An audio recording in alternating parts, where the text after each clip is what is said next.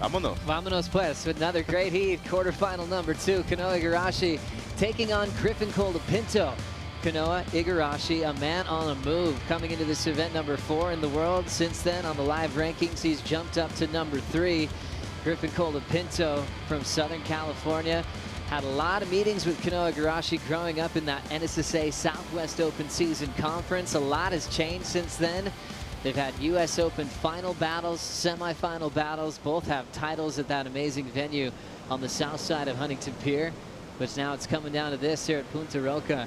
Joe Turpel going Mitchell Salazar for the call. Mitchell, things kind of calmed down a little bit in an eerie fashion in the Medina Jack Robinson finale. Hopefully things pick up out of the gates for these two. Yeah, and you know me, Joe, I'm a big baseball fan. I prefer a pitching duel to a home run derby any day. And that was one of those heats right there where, despite the low scores, it was one of those tense moments during the entire heat where you could just feel one wave's going to make the difference. Gabriel Medina getting some high fives from Bruno and Sam, as we'll be talking to him on the glass in a moment. Back into another semifinal on his return to the championship tour.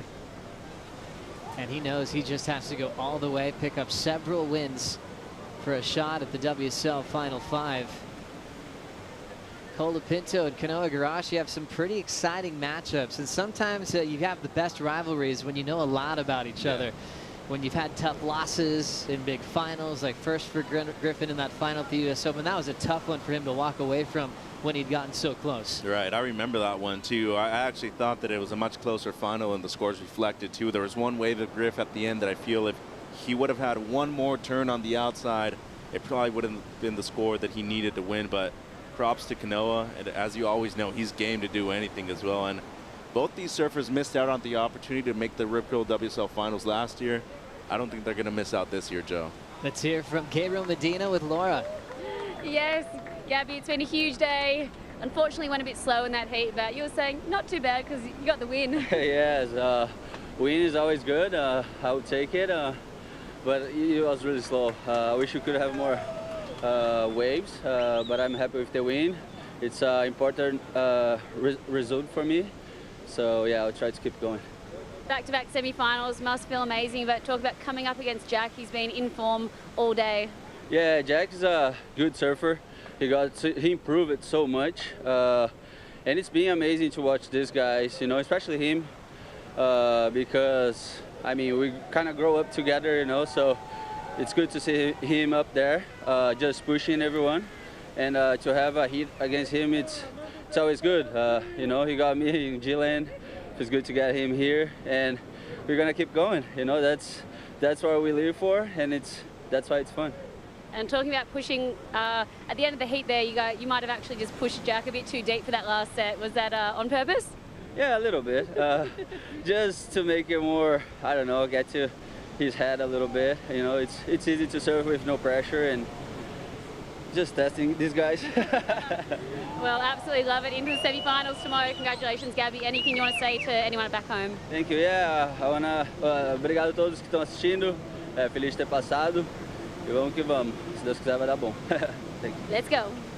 Thanks so much, Gabriel and Laura. We're going into an air show. Colapinto goes down hard to try to answer to what Kanoa just laid down on the opening wave of the quarterfinal. Igarashi had so much room to enjoy the hype. He got to look at all of La Libertad from the top of that punt. La altura, the height, and that air was sick, Joe. Kanoa Igarashi in transition through the inside now. And he'll hop out. What an impressive start. As we are catching up with Medina, his 12.5 total to move on, and looks like might be aiming towards a board change here. Perhaps. I mean, that's Strider right there, though. I think he actually might be sitting on the lower side of the wave. Yeah. So, kind of separating himself. Oh no, he is switching the board. I think he might have buckled it. This happened yesterday with him too. Good call, Joe. Also big part of the Sharp Eye program, as Tommy Whitaker goes straight to investigate what happened to the bottom of that board. From our vision, the height he got was incredible. It felt like a soft landing, but he definitely got a lot of amplitude there. Yeah, and his previous, he didn't really get the kind of scores that he wanted. Way up the point on this one, but as you were saying, the height, the hang time on that one, and how's the padded landing right there too. Just a beautiful grab, straight air, and kind of one of the more underused airs in the sport of surfing too, Joe. That just reminds you of punk rock music, doesn't it? What song does it remind you of? So many. Just Social Distortion from Old Filthy Habits. Just so many cool punk rock songs and Taylor Steele movies. Cut you up. That frontside air was so popular.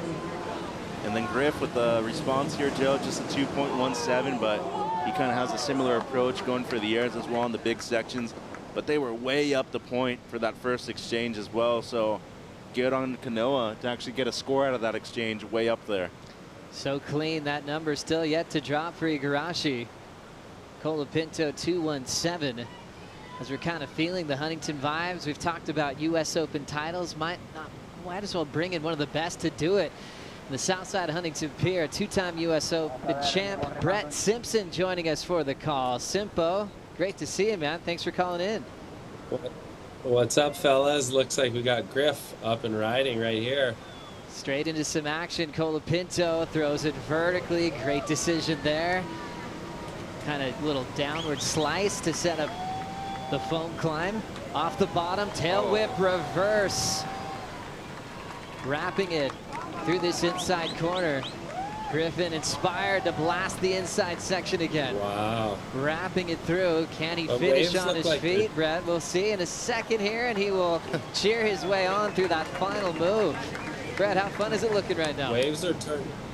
Yeah, the waves are turning on. It's finally looking like Punta Roca right now. I know some of the heats were a little tricky early, but it's cool to see the boys like in the crucial quarterfinals heats. Look at these waves. It's kind of reminiscent of maybe some Karamas. You know, I think both these guys are right at home in these type of waves, so it should be a showdown.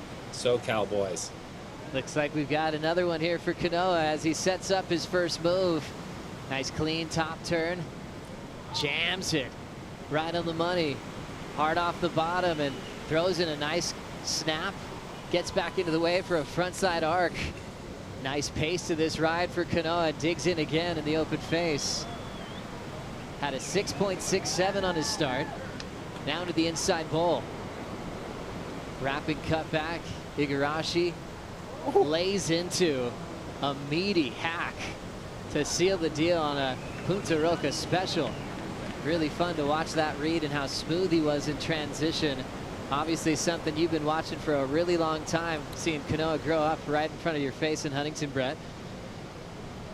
Yeah, it's been amazing. It's been an honor to see him kind of, you know, take the reins, and he's represented the city really well, and he's puts in so much work, and to see it all paying off right here on the world stage, it's impressive. You know, I back him big time, and I think it's important that, you know, for our youth especially, he's setting a high bar, which we needed in our area, and it's good to see him, you know, look at the style, the flow. He's spent a lot of time in El Salvador, so he knows this wave really well. Love all the decisions with maneuver choice there. Stayed right where he needed to be in the pocket, Mitch. Yeah, he did, and just great wave selection too. Knew when to execute on this wave, and the variation, as you were mentioning, Joe, just spectacular. But I also feel that he's gotten a lot bigger as far as muscle mass goes too. You can definitely see it right here, the amount of power he has in each one of these turns. Absolutely drilling that section, and for a moment got hung up, but he was so smooth that it was easy to forget about that slight hung up. And then for Griffin to answer back here, Brett, what'd you think?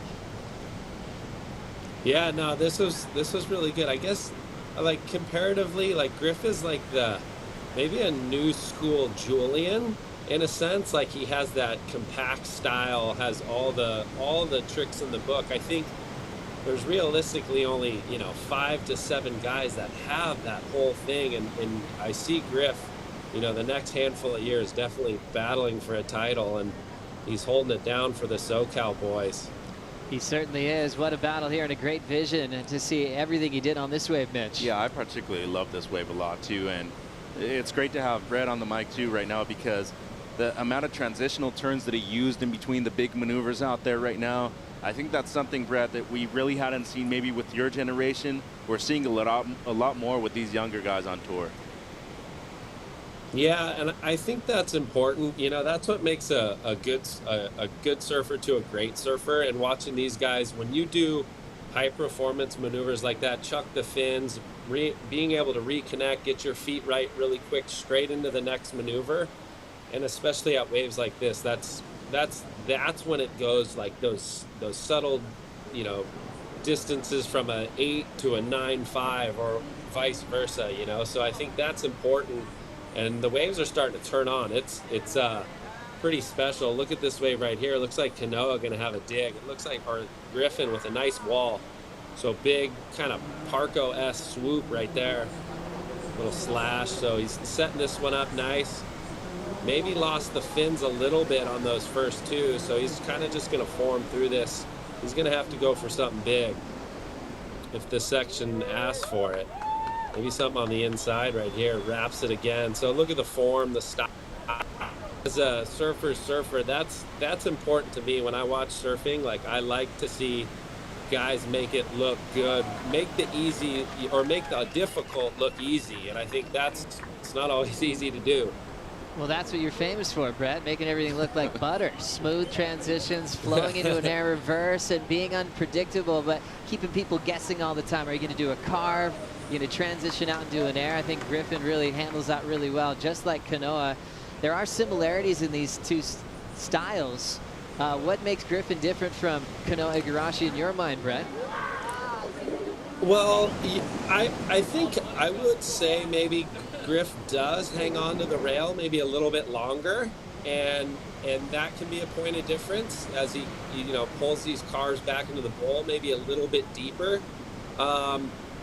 Yeah, I mean, maybe a little bit of a variation. It's hard to say. Both of these kids are kind of the, you know, the upper echelon of what we have right now, and it's pretty darn high. So it's hard to say. You know, their airs are maybe a little bit different, the way they fling it, but at the end of the day, I like the connectivity that Griff's showing right now, but I don't even know what the scores are, boys. I can't even see. I'm on a third coffee in a day, dude. Like your style, Brett. We'll keep you posted. Yeah, what a rhythm for Griffin Colapinto. Where are we? Yeah, well, let's give you a quick update.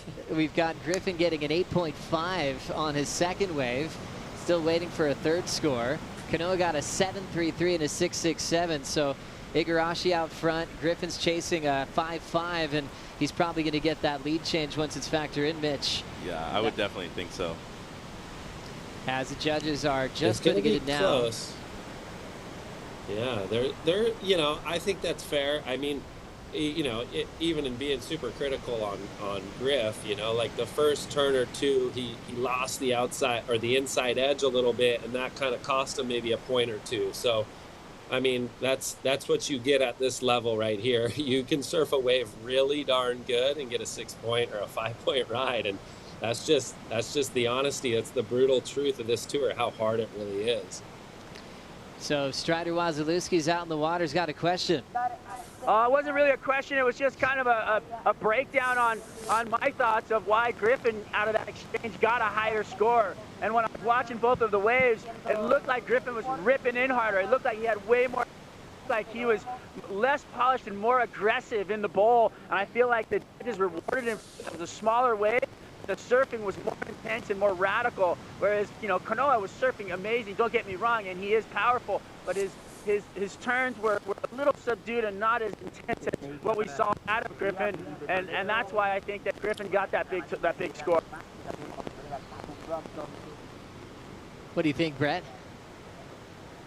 Yeah, I kind of caught the last end of it, but I do agree. I mean, Kanoa's turns were a little bit shorter.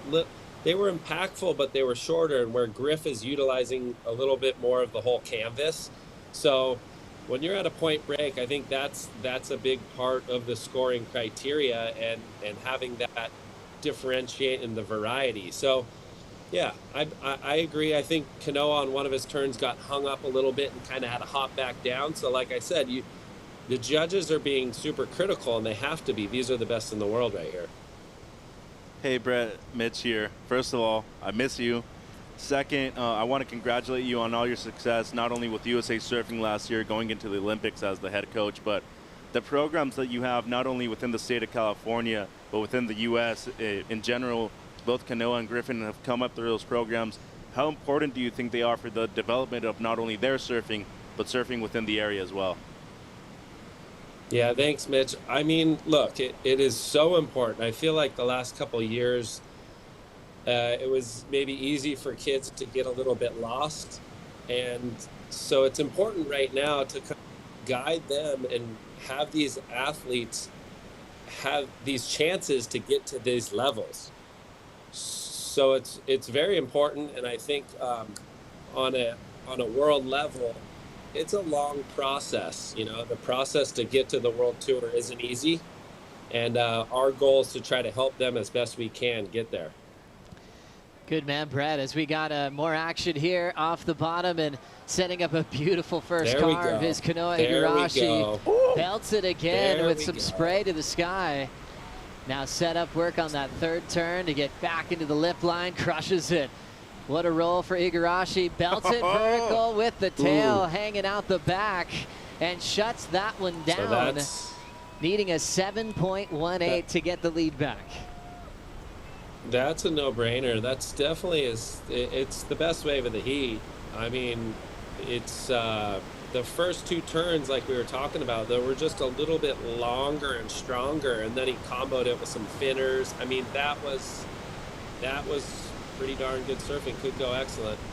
Solid approach from Kanoa Igarashi, making no mistakes. Perfect turn selection. As we've got a back and forth battle, always what we expect from these two. Mitch, what do you think? Yeah, I think this is definitely going to help him to take the lead. Personally, I think it's going to be his best wave. Just a beautiful combination on those critical sections on the outside, Joe. And as Brett was saying, maybe Griff's a little bit more agile than Kanoa is. But what Kanoa has is that he's been working on his body for the last few years tremendously. And you can definitely notice it when he's hitting the lip a lot more, Brett. He's actually exploding the way you hadn't really seen before. Yeah, no, his timing, I think a lot of surfers try to replicate this, not this turn right here, but this next one. It's kind of a fin slide, 50-50 click where you get the fins up and over, and it's a really good transitional turn right here. So he draws it, and then he's able to like kick it. Oh, that was towards the end. But that one right there. And it's a very dynamic tail kick, but it's, you know, it's very timing based, which all of surfing kind of is, but he's got that thing on lock. And so does Griff. Like, that's where they're very similar. They have these dynamic turns, but I just felt like that one, he was way more clicked in and connected the dots a lot better. So true. That little finner that he can do on demand took him to victory at Karamas, and Kanoa is probably going to be in a good spot to get a lead change. Brett, we know you're a busy man from doing all you're doing for surfing and also throwing the opening pitch out for the Angels, so we value your time. Thanks for joining us, and enjoy the rest of your day. Can't wait to catch up soon. Thank you, guys. Enjoy it. See ya. Brett Simpson, what a legend from Huntington Beach. Long-time career on the championship tour, two-time U.S. Open champ, coach of the USA squad. Always love hearing his voice when it comes to pro surfing. With scores now drifting in from the last wave of Kanoa Igarashi, Simpo felt it would be the best wave of the heat. Griffin has the 8.5, so that's the comparison.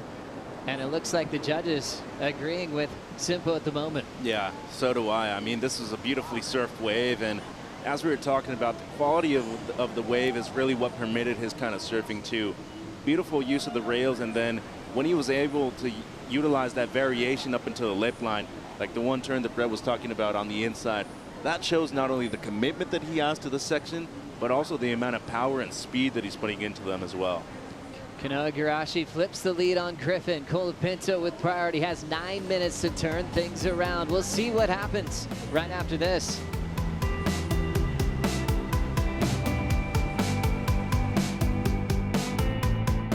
Style our way through a frontside hook with Igarashi.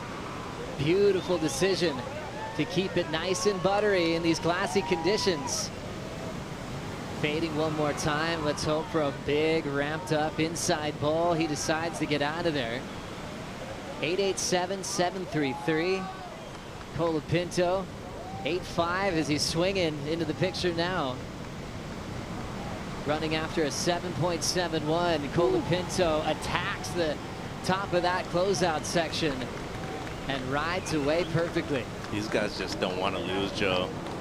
They don't want to lose. They've got everything it takes to go all the way, not only win this event, but I also feel to win a world championship. But what a heat. I mean, I actually thought that this was going to be one of those heats that you're seeing two clashes of styles. It does seem at the moment, though, that they're so similar. Judges are having a difference or a difficulty in differentiating the amount of surfing that they're putting on. And looking at the replay here from Kanoa, great use of the rails. I mean, I love the way he drives off the bottom right there. And then Griff on the outside, just taking away the attention. A monster first turn.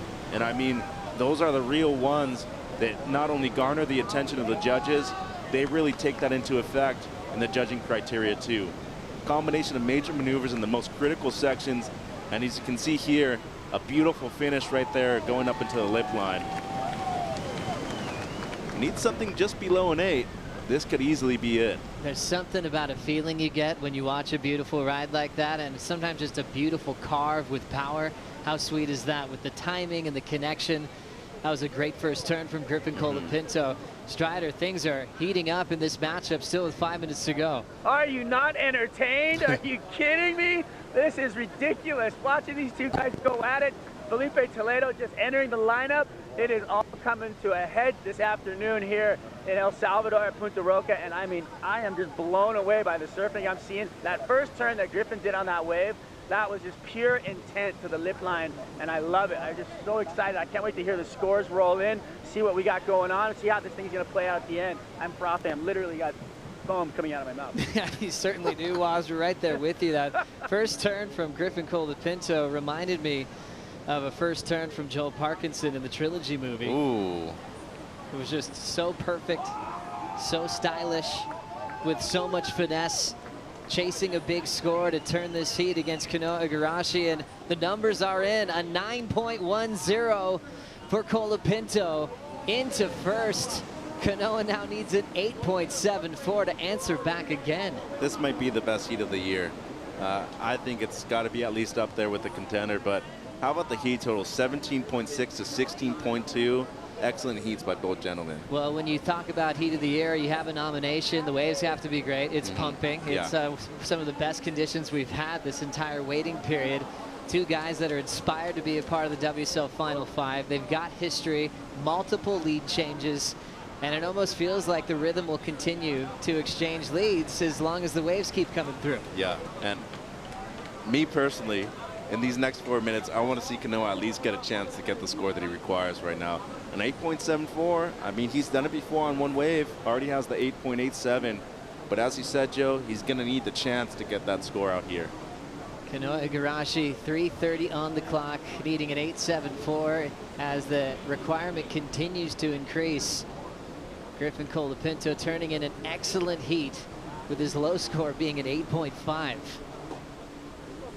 Colapinto's rhythm's been sweet in the warm-up, hanging out with his father, Mitch. He's had some friends fly in the last couple of days as well, and he's in a very happy place. But I feel like these guys bring the best out of each other. They do.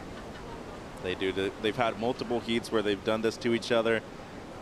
You know, you just have that one person that kind of pushes you to the limit each time. I feel like this is not only the Iceman that they need in their life, maybe the little Maverick that they need in their life too. Top Gun reference right there, by the way, Joseph. Real question, who's Iceman and who's Maverick? Gosh, we're about to find out, aren't we? Colapinto so giving, telling us all of his mistakes, all the things he's learned. Lets us in on how he loves working with Tommy Whitaker. The funny part is Kanoa likes working with Tommy Whitaker too. Yeah, and who knows who caddied for who in this heat either, because he was paddling out for both of their heats. But boy, as of right now, this has been a phenomenal day of surfing, Joe. I'm just so happy to be here and be part of this event. And really want to thank everybody from Surf City El Salvador for putting this event on along with Corona. And man, it's great to be back in Latin America. It certainly is. What a pleasure, especially experiencing waves like this. There's the legend Tommy Whitaker. He's kind of split right now with his two surfers going head to head for a spot in the semifinals. Winner of this heat will be with Gabriel Medina on finals day. Ay, ay, ay. Ay, ay, ay. That flame emoji, I'm just thinking of that right now in my mind. Toledo coming up next against Callum Robson for a Bell's final rematch from earlier this season. Watch out for Callum in this next heat too. These kind of conditions are right up his alley. I feel like this is going to suit him much better than what we've seen in the earlier rounds. The chunkier, sloppy conditions were a bit of a struggle. Minute 15 to go. Priority with Kanoa Igarashi chasing an 8.74. These guys have had finals at the U.S. Open. Griffin got him last at the semifinal at the U.S. Open to go on to victory last season in the Challenger Series. So a lot on the line with this rivalry. Kanoa in motion, making a decision now. Igarashi needs an 8.74 here. Driving into the first section. Clean frontside arc to start. Driving off the lip into a frontside reverse, and he gets it. Pulls in onto the hood. Driving back into the pocket again. Igarashi's got to be perfect through the end section. Blasting the tail out on demand. And he loses control. Kanoa Igarashi uses one of the most reliable maneuvers in his arsenal. And it goes away from him as he almost rode away free. Chasing an 8.74 as we're about to run out of time. Well, you asked me before the fall at the end, Joe. I was saying without a doubt he's getting the score. Now it's a little up in the air. I mean, he did have one of the best maneuvers of the event, though, on the second turn, which was the air. But I don't know. I don't know. It's close now. I think if he gets the finish, there's no doubt in my mind. What do you think here, Mitch? So a little conservative on the first carve. You see how he didn't really push all the way through, but excellent turn right here. Just, I mean, as good as it gets, really. The section stood up, big air, and right up into the pocket. Some great surfing after this, but he needed to finish it off, and unfortunately for him, I think this fall is going to cost him the heat, Joe. Kanoa Igarashi looking so perfect throughout this matchup. And both of these surfers receiving a standing ovation from the fans here at Punta Roca. One of the best heats of 2022 goes in favor of Griffin Colapinto. 9.10 and an 8.5 as Kanoa